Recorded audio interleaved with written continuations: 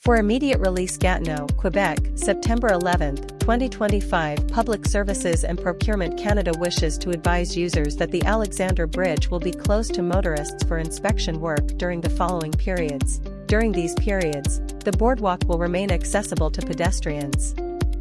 Ottawa, September 11, 2025 Our two official languages are at the heart of Canadian identity. They make us unique, unite us, and enrich our culture and economy from coast to coast to coast. Promoting and protecting them starts with education. Supporting minority language education and second official.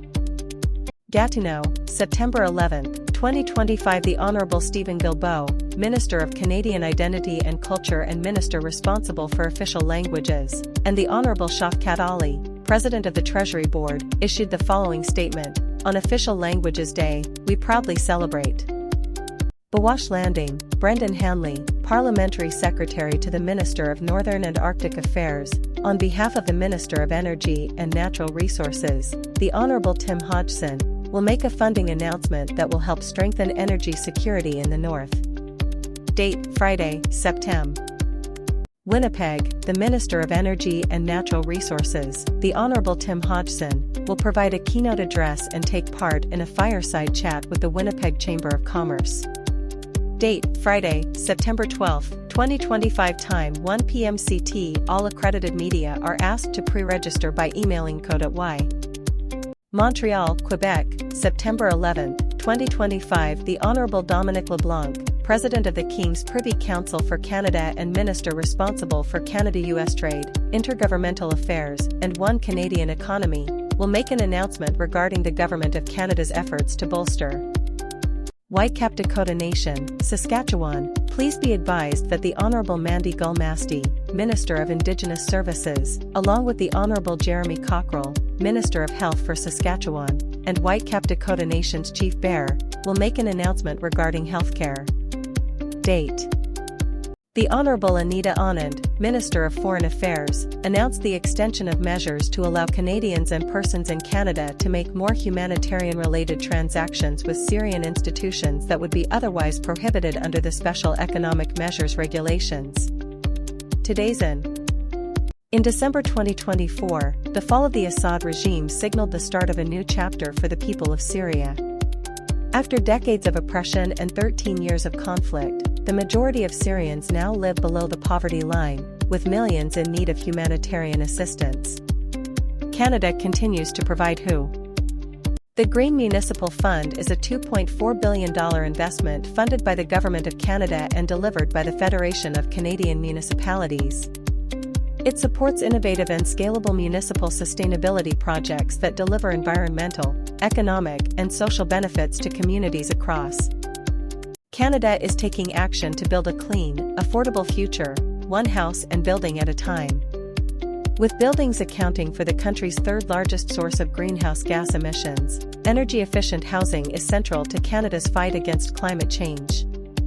This World Green Building Week, Spark Animation will present the world premiere of After Us, a new National Film Board of Canada computer-animated short from Vancouver-B engineer-turned-filmmaker Wahid Ibn Reza, following the journey Twercelian Tanimal survivors in a post-human world. The festival will also feature the BC premiere of The Girl Will Prosper short documentary Resistance will be launched at a special event on Monday, September 22nd, at 6 p.m. at the NFB Space, in collaboration with Coalition Media Never Was Average. The evening will include the screening of the film, a panel moderated by Marina Matthew featuring Paul Evra Webb's Terra. Media are invited to the celebration of the completion of the 10th and final Bay-class search and rescue vessel, the Canadian Coast Guard ship Mira Bay, built by Hike Metal Products Limited. The event will be held at Hike Metal's facility in Wheatley, Ontario, and is by invitation only for the first port. The Gwich'in Tribal Council, the First Nation of Nacho Nyack Dun, the Government of Yukon and Parks Canada, are moving ahead into negotiations for a proposed new national park in the Titulitgwinjik watershed. Today, Grand Chief Frederick Blake Jr. of the Gwich'in Tribal Council, Chief Donna Hope. About the area, the Titulitgwinjik watershed is in northeast Yukon, near the Yukon Northwest Territories border. It is a unique northern area with stunning landscapes of forests, free-flowing rivers, and wildlife. It is located within the traditional territories of the Gwich'in and Nacho Nyak Dun. Strengthening national security ties and bringing cutting-edge innovations to international markets. Atlantic Canada's defence sector is driving innovation, building international relationships, and contributing to global security and prosperity. This week, over 30 of the region's top firms and organ. Today, the Honourable Marjorie Michel, Minister of Health, announced close to $17 million in funding over 5 years to 5 post-secondary training institutions to improve access to health services in French for Francophone communities across Western Canada. These investments will support Projects T. Edmonton, trade wins to success. And Corey Hogan, Parliamentary Secretary to the Honourable Tim Hodgson, Canada's Minister of Energy and Natural Resources, will make a funding announcement on new resources for Indigenous-led clean energy projects in Alberta and across Canada. Media availability will. Winnipeg, the Minister of Energy and Natural Resources, the Honourable Tim Hodgson, will make an announcement that will help build a clean, affordable future for Canadians.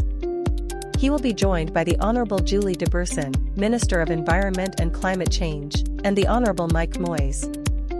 Parks Canada, together with Beausoleil First Nation and the Historic Sites and Monuments Board of Canada, will participate in a plaque unveiling ceremony to commemorate the historic significance of Beausoleil Island.